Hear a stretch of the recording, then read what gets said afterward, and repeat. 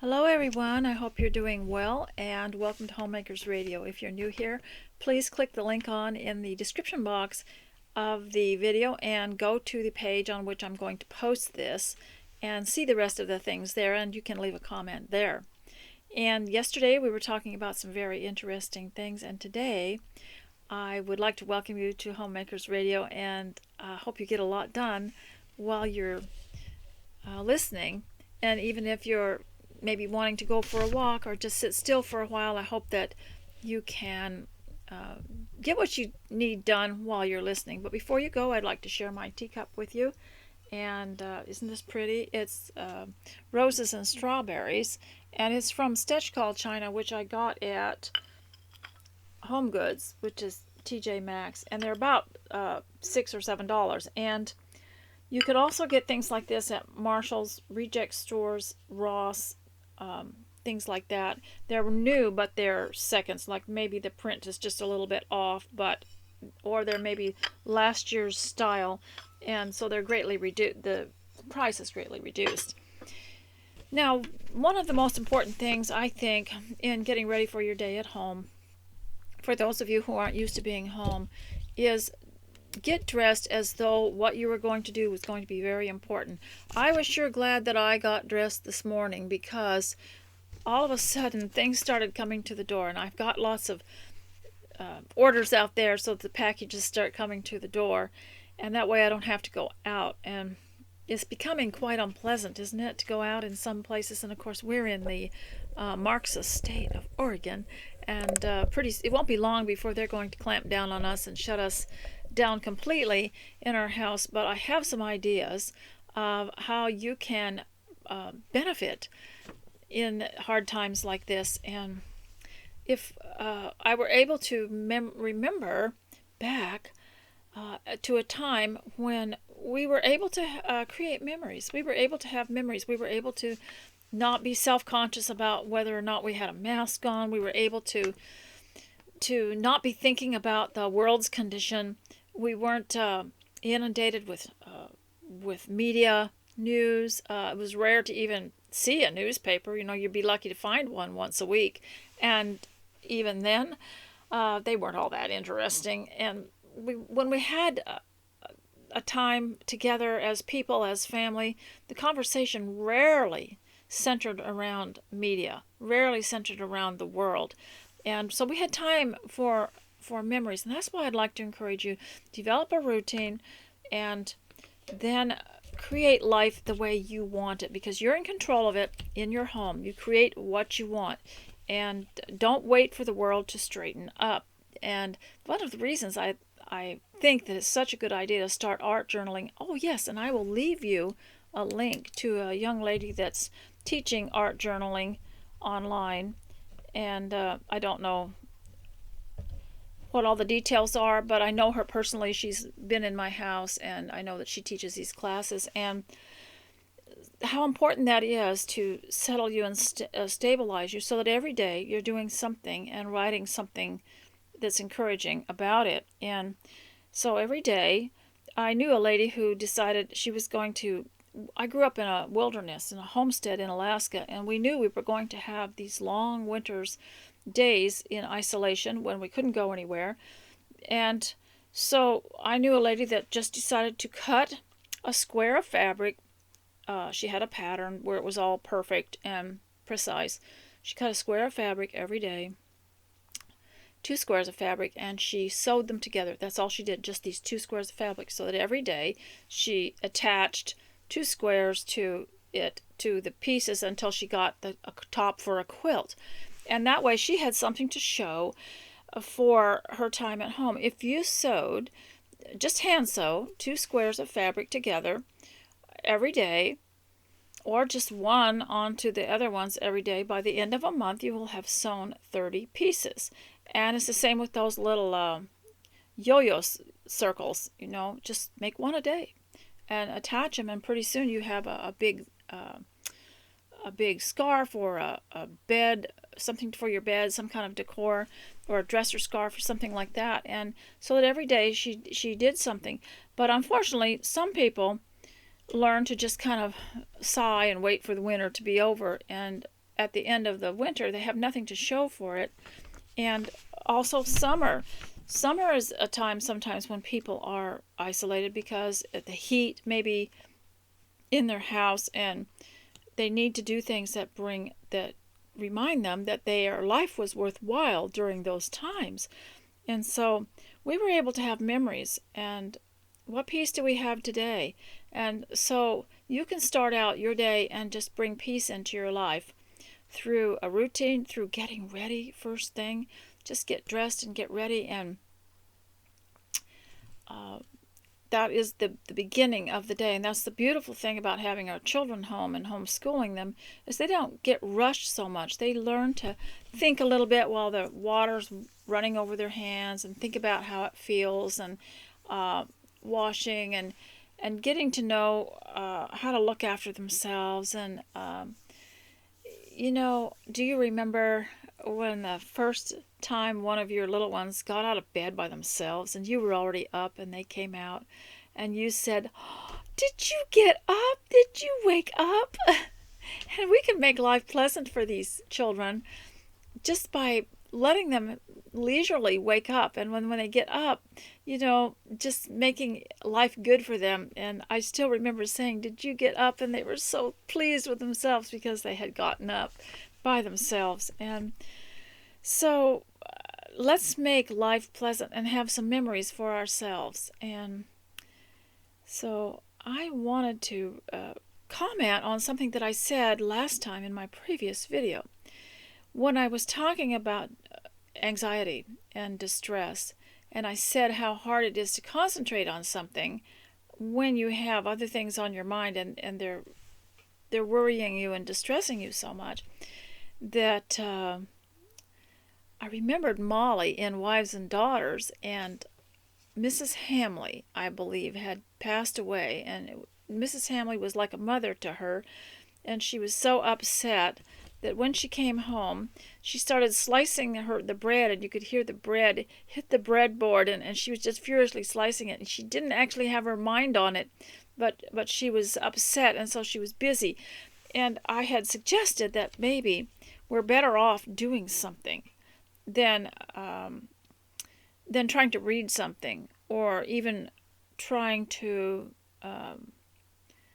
write something or think about something, because these horrible anxious thoughts keep coming back, and we're just better off to keep our hands going, to keep our hands busy. Now I wanted to tell you also, those of you who wanted to know where my daughter was, she's on the Pleasant Times on my sidebar. And she also has the sagebrush stampers up at the top there.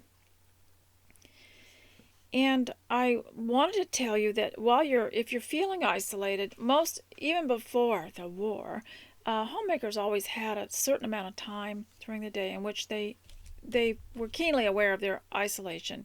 It's isolating because you can't really do it in a group, and there's no group approval, and you're not going to get any bonuses or awards.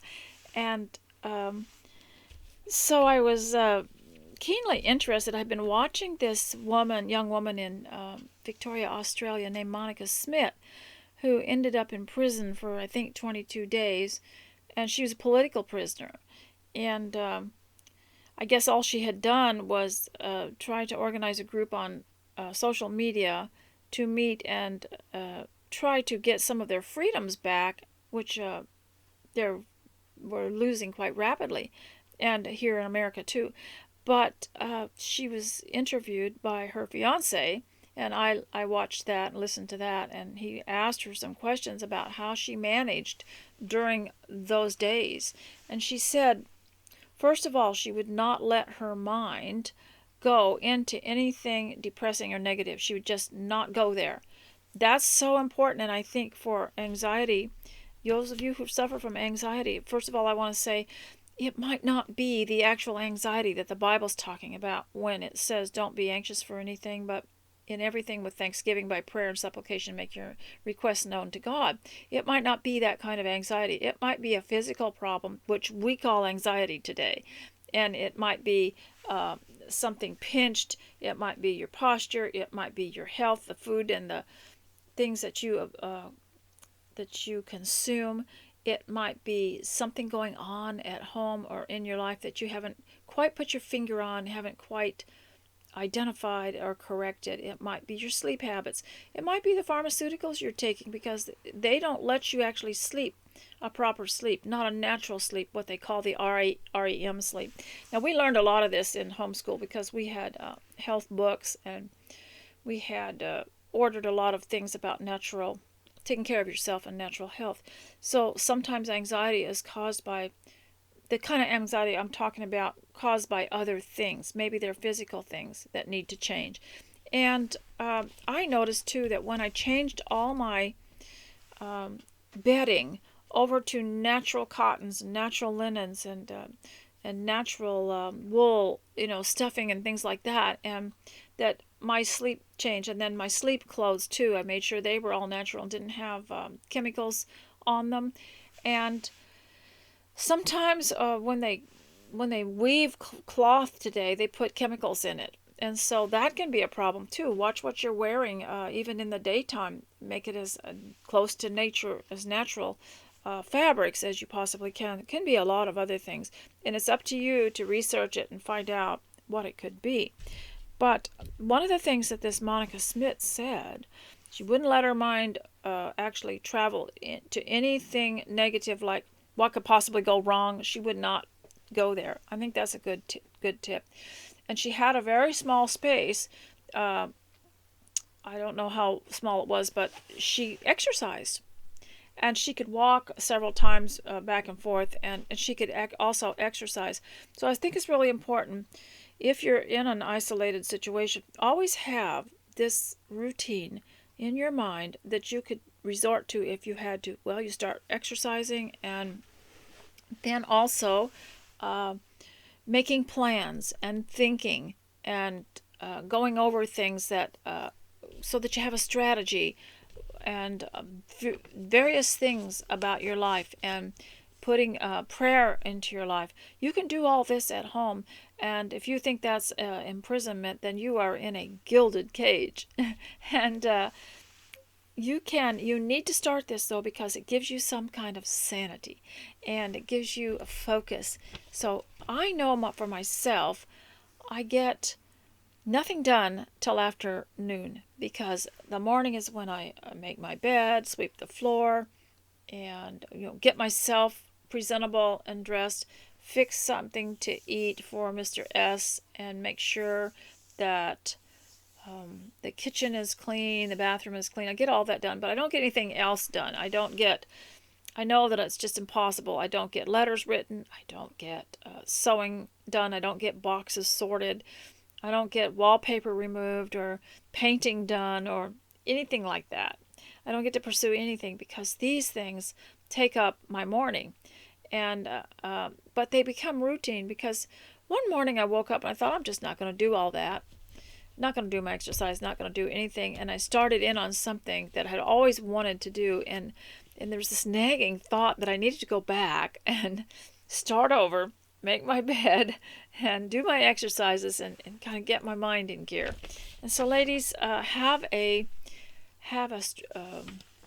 path that you're following, in what I would say a routine or a ritual that you follow every day, because it puts you back on track. And if you ever were in true isolation or having to wait for something, you would know what to do and how to act.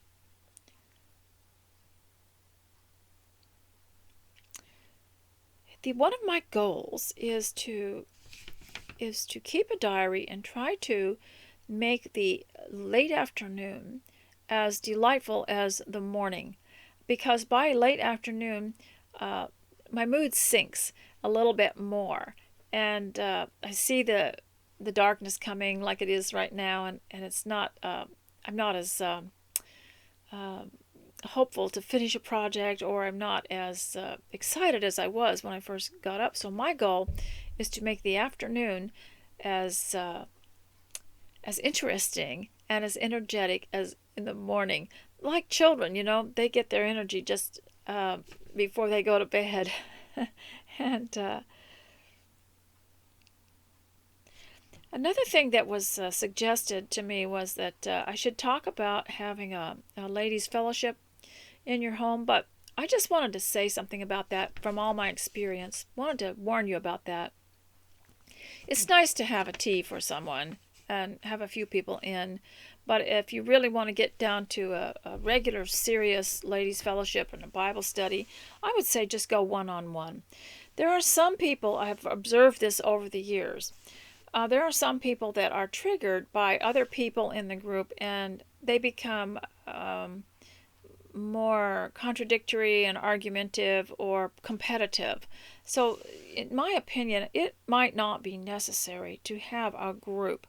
Just find one person that would like to come and sit with you and have a Bible study and some tea or some fellowship just to encourage each other. And maybe you could share something that you're interested in or something that you do. And this is because in a group it's pretty hard sometimes if not everybody's at the same space, same place in maturity or in spiritual growth. Not everybody's the same place. And in a group it's more difficult for some people. Now some people get along together better than other people. And so I think it's really important not to get all excited and have a great big group over if you can see that this is going to cause problems. It's not always so, but it's just a suggestion.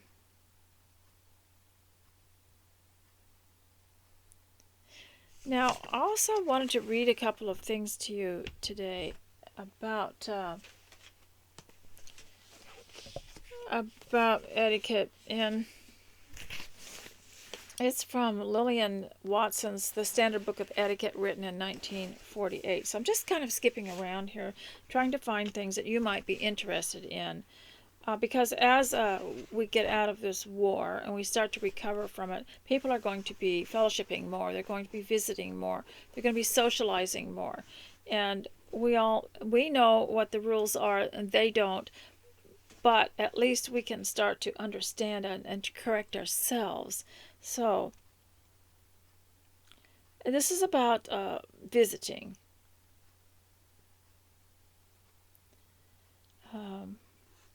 Don't talk about how much money people have, except in a very broad, general way.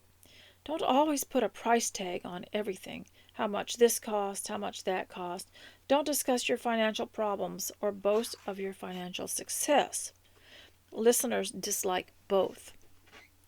Don't rave about your children. You know, a lot of times, going back to this previous sentence, we just want to make people feel comfortable, so we'll say, oh, that didn't cost much, because we don't want them to think that we're too ostentatious or that we overdid it or that we're not sympathetic with people who don't have as much as we do, but we really don't need to say anything.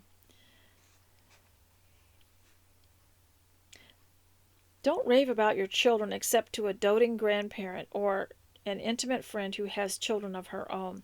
It usually bores people to have to listen to prattle about other people's children.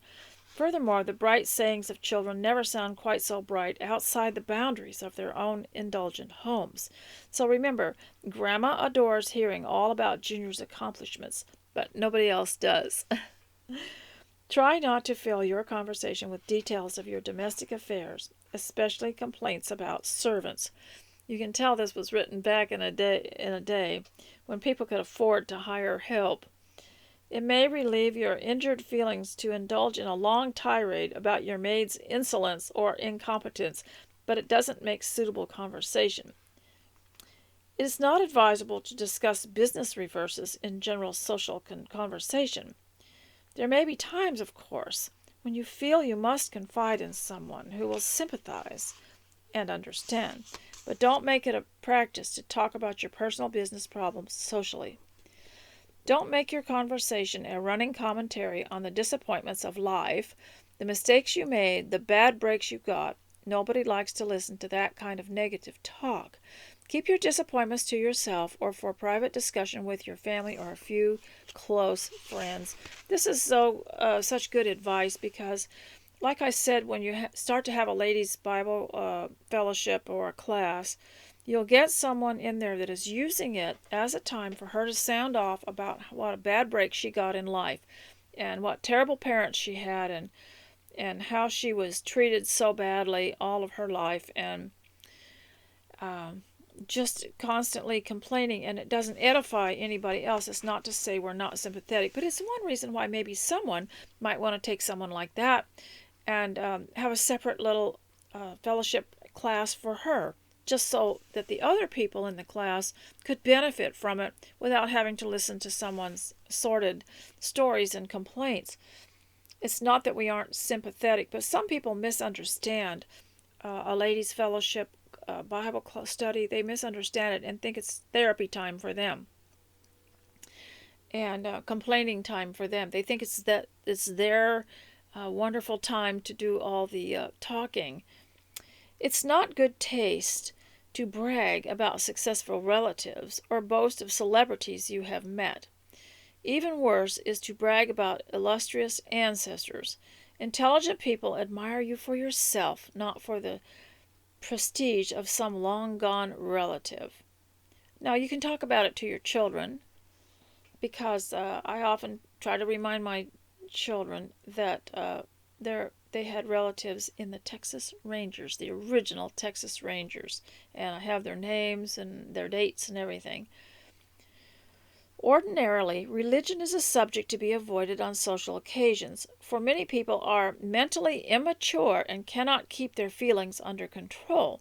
They let their prejudice spout through, bluntly treading on people's toes and ruffling their tempers. It's wise, therefore, to avoid religious discussions except with the most intimate friends.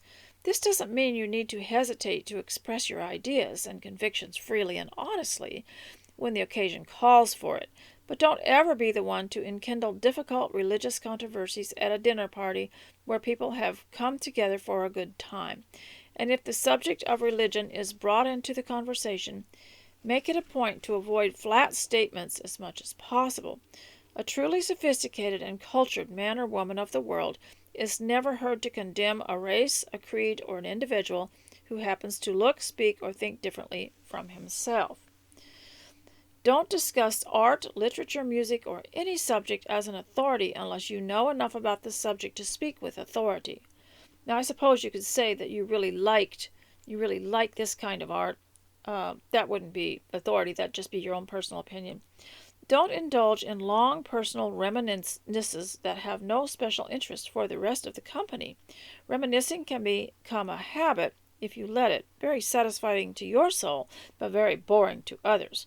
Young people occasionally get restless and uneasy when you start off with, "I remember when." Older people get annoyed. They want to do the reminiscing themselves. So when you find yourself launching off on a personal narrative, stop yourself and ask, are they really interested? Don't talk endlessly about your personal experiences in the war. I'm sure our kids are going to ask us, what did you do in the war? Of course, this was written in 1948, very close to a war.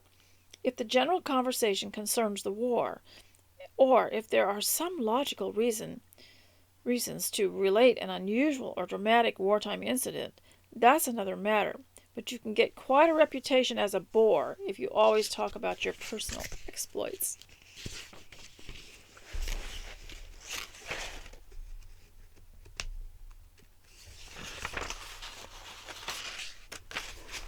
Reading from Lillian Watson's The Standard Book of Etiquette, 1948.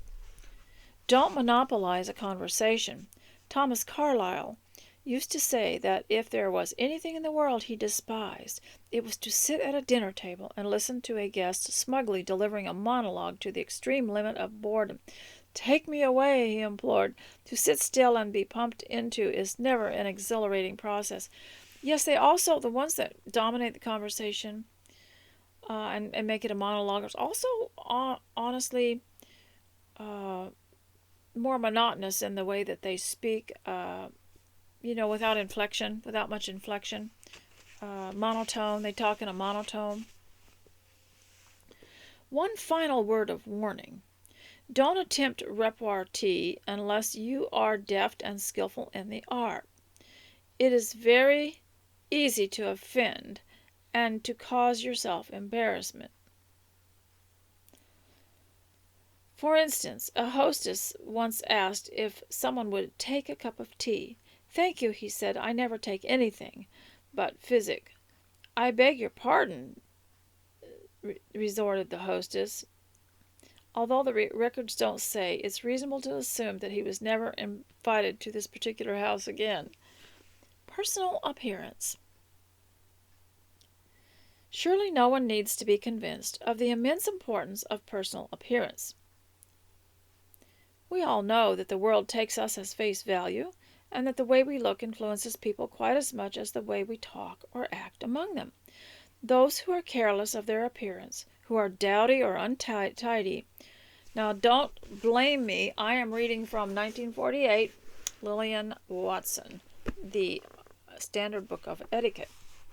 Okay, so don't go and say that I am taking liberties and reading, saying things that are in any way offensive, because anyone who is offended by this is just someone who's in rebellion and doesn't care what anybody, how they affect other people, and how they insult other people, and how they offend. So, well-dressed people, well-bred people make an effort to appear at their best at all times. Socially and in business, their best doesn't necessarily mean elaborate or expensive clothing, furs, or jewels. And it says here,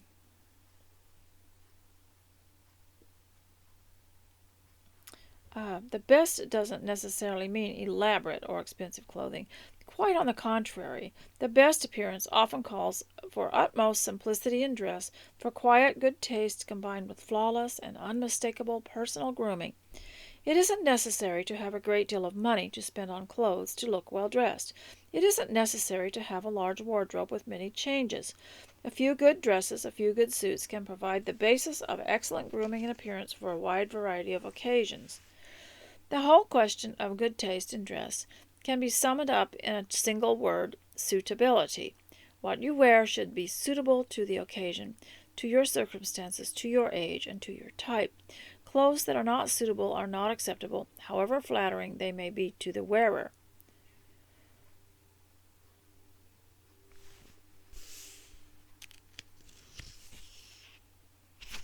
So, ladies, I just want to read one thing about, what to wear for teas. For any type of daytime reception or tea, whether it's a debutante luncheon, an afternoon tea, or an elaborate wedding reception, women wear street-length dresses. Long skirts are not correct for before-dinner functions, although hostesses at afternoon tea may wear a long hostess or tea gown if she wishes. Hats and gloves are worn by guests to afternoon teas and reception, and hats are kept on throughout the afternoon. I heard that the reason for hats was it was part of the outfit. It was an accessory to the outfit. And the gloves too. And evening receptions, a woman's dress depends on the formality and importance of the occasion. And it goes on to the various things that they attended back in the day in the 1940s. And then it goes on into courtesy in answering telephones. And, that was an era where you had to have a new courtesy book because they'd never had telephones before. And I remember being told you don't let children answer the phone, and you say hello, and they'll answer and say, is this so-and-so, and you say, yes, it is, and you learn to talk back on the telephone. You learn how to answer. They shouldn't be just met with pure silence. Well, now today, I want to read Tea with Jane Austen by Kim Wilson, and I quite enjoyed the Tea in the Garden, or In the Garden with Jane Austen yesterday. So today I'm going to read about Tea with Jane Austen, and I wanted start with this little section here called Herbs and Dandelions. We have a dandelion tea, very good for cleansing the liver too, I understand. By Jane Austen's time, and I wanted to remind you that I will try to put a link for something from a product company called Earthly that you can use to detox if you have had any kind of chemical or an injection or a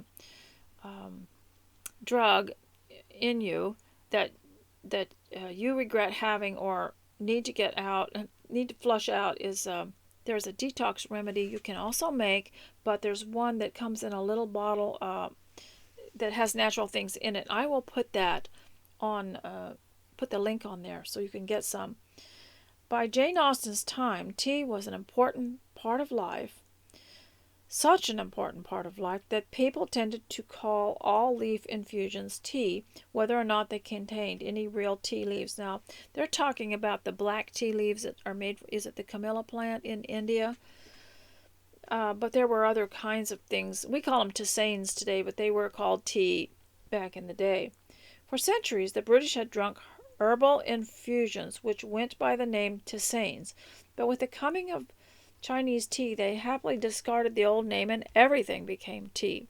People drank tea made from such common garden herbs as mint, chamomile, lemon balm, as we still do today, as well as teas from other garden herbs now less often made into teas, such as sage, which they said was good for palsy and trembling of the limbs, thyme, an excellent remedy for headaches, and that troublesome disease called the nightmare, marjoram for asthma or cough, and lavender for a runny nose.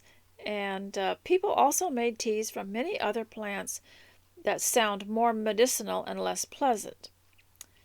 And it's interesting to note that herbalists today still prescribe some of the same herbs for the same conditions, though fortunately we've discovered more effective remedies.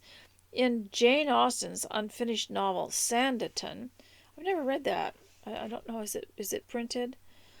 The Miss Parkers drink herbal tea, probably the least harmful of all the ways they doctor themselves. I have spearmint growing outside. I don't know if I have lemon balm, but if I get any kind of a stomach ache or any feeling of unease, I go out and I just pick some of the leaves and chew on them. And I could also put them in a cup and pour hot water over them and make a nice tea if I don't have any. In real life, Jane's mother drank dandelion tea, almost certainly prescribed for her complaints, that is, for her liver and digestive difficulties. Well, that's what they say, the herbalists say, that it's still good for, which she seems to have suffered from often. But then she suffered, or thought she did, from a lot. Jane was apparently somewhat skeptical and less than sympathetic with Mrs. Austen's complaints. My mother continues heartily, she wrote to Cassandra. Her appetite and nights are very good. She sometimes complains of asthma, dropsy, water in the chest, and liver disorder. Another time she wrote, she is tolerably well. She would tell you herself that she has had a very dreadful cold in her head, but I have not much compassion for colds in the head without fever or sore throat. At any rate, Mrs. Austen was probably kept happy with her dandelion tea, a medicine that is still prescribed by herbalists today for good digestion and cleansing of the liver. It was certainly less harmful than some of the outright poisonous medicines they could be taking, and it may have helped, because she outlived her daughter Jane by 10 years. Tea and the delicate constitution.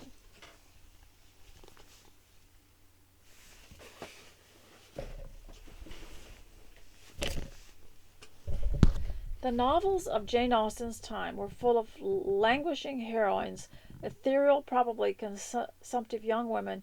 They appeared to live upon their nerves. Perhaps a morsel of toast and, of course, tea. No self-respecting young lady in love would eat. I have cried without ceasing and have not tasted anything but tea, wails Lydia Melford in somebody's novel.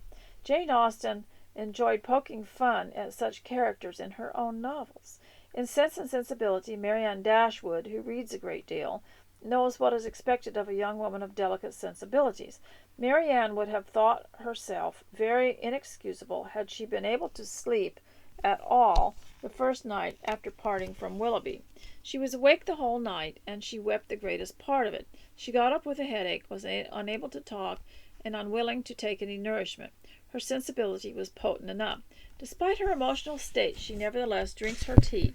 Eleanor now began to make the tea, and Marianne was obliged to appear again.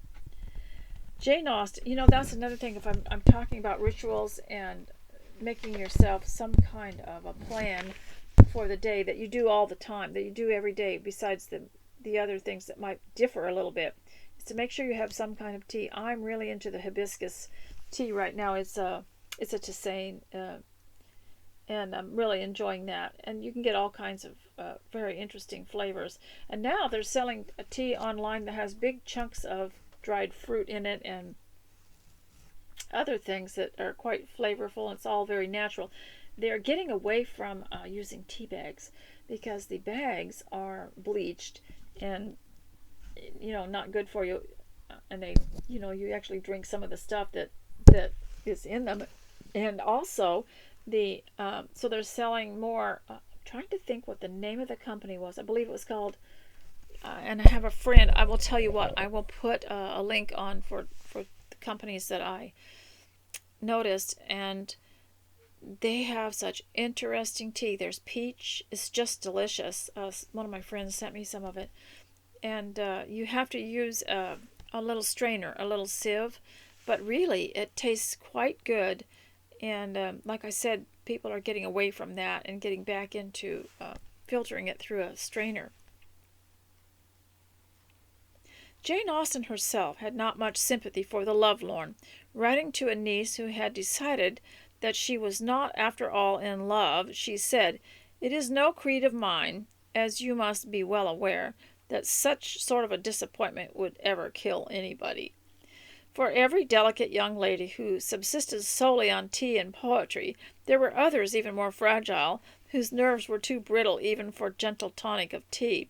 In Sanditon, curious about that book, Diana, Susan, and Arthur Parker are either unfortunate invalids or dreadful hypochondriacs, depending on one's point of view.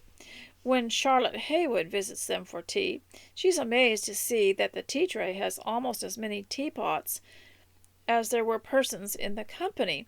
Diana and Susan each drink a different sort of medicinal herb tea. Arthur indulges himself with rich, strong cocoa rather than tea because he fancies himself nervous. A rather stout young man, he sweats heavily in the least exercise and insists there cannot be a surer sign of nervousness. For the guests there is normal green tea, which Charlotte, of course, enjoys. Arthur is astonished. "What," said he, "do you venture upon 2 dishes of strong green tea in one evening? What nerves you must have! How I envy you! Now, if I were to swallow only one such dish, what do you think the effect would be upon me?" "Keep you awake, perhaps, all night," replied Charlotte. "Oh, if that were all," he said. "No, it acts on me like poison. It would entirely take away the use of my right side before I swallowed it 5 minutes." Tea's stimulating qualities were well known, but it had become such a pervasive part of British life that it did not always occur to people that their difficulties in sleeping might lie in the after-dinner tea. Jane Austen wrote to Cassandra to recommend that a friend of theirs give up tea. "Have you ever mentioned the leaving off tea to Mrs. K? Eliza has just spoken of it again. The benefit she has found from it in sleeping has been very great." Jane's love of tea didn't seem to affect her sleep. "Went to bed at 10. I was very tired, but slept to a miracle, and am feeling lovely today." Tea for oppressed heroines. Another common theme in the novels that Jane Austen so loved to lampoon is that of the abducted heroine. The young lady, no doubt an heiress, is typically spirited away by a scoundrel with designs on her virtue. This plight is satirically described by Jane Austen in Northanger Abbey. The oppressed heroine, confined to rough quarters with only A slatternly servant loyal to her abductor usually refuses all nourishment in protest except for a cup of tea. Food is too crude, too at odds with her spiritual nature, but tea suits her sensitive, refined temperament. Spiritual refreshment and inspiration. Jane Austen understood well the refreshing comforts of tea. In Sense and Sensibility, when Marianne Dashwood barely survives a dangerous illness, her sister Eleanor, who has watched and nursed her through the crisis, turns with relief to tea. At 7 o'clock, leaving Marianne still sweetly sleeping, she joined Mrs. Jennings in the drawing-room to tea. Of breakfast she had been kept by her fears, and of dinner by sudden reverse from eating much, and the present refreshment, therefore, with such feelings of content that she brought to it, was particularly welcome. Now, there are a lot of tea books that you can get that are from the Christian bookstore that have, I believe Emily Barnes wrote the 12 Teas of Celebration, the 12 Teas of Friendship, and the 12 Teas of the 12 seasonal teas, and there were 12. She wrote 3 books that had the word 12 in it. You might want to look those up, and they are illustrated by Susan Rios, a beautiful artist that lives in California. Now, ladies, I don't have much more for you today, but I hope that for half an hour you got something done, and I will try to remember some of the things that I forgot last time to tell you. And so I hope that you got a few things done at least. I might be able to read some more out of The Beautiful Girlhood next time. And also, as you have seen, it's gotten darker here, and as the evening goes on, I want to warn you about your mood, because it will fall sometimes when the sun goes down. And at home, you have to keep your spirits up and divide your day into sections so that you have a ritual. Now it's time maybe to go and close all the drapes and the curtains and the blinds and everything else, and go lock the doors, and go see that the dishes are all parked in the dishwasher. Turn that on. Get clothes out for the next day. Make your list for tomorrow, and generally lay out everything so that you can get your bath. Turn down the covers of the beds, and do it like when we were growing up. The whole idea of the second part of the day, the last part of the day, was almost a ritual, and we would start reading books. Everyone was allowed to go and sit somewhere comfortable, or go lay down in their bed and read books, and that was how we amused ourselves. And so the evenings shouldn't be something that wear you down. The evening can wear down, but they don't wear you down. And one of the worst things you can do is watch television, because that's all pre-programmed. It's better to choose yourself, choose your own things to look at, and that doesn't really encourage thought, and it's passive. And so it's better, like at night, we used to sit in our beds and we'd write in our diaries. We'd just write about what we did today or what happened today. And so as the evening wears on, then you really have to watch your mood. And it might be nice to take a break, have a cup of tea, think about the beauties of the day and what has gone right today, and also pray for your captors, and enjoy being alive, and just start your art journal. I'll try to leave a few links for you too to go look at, and some anxiety reducing music. There's one particular violin concerto that I have loved for so long, and I'm going to include the link to that. It's just so sweet. So, ladies, thanks for coming, and I hope that you got a few things done. And thank you very much for your support, and for your comments, and it's just been an honor to talk to you with you coming here. And so we'll talk to you later. Bye.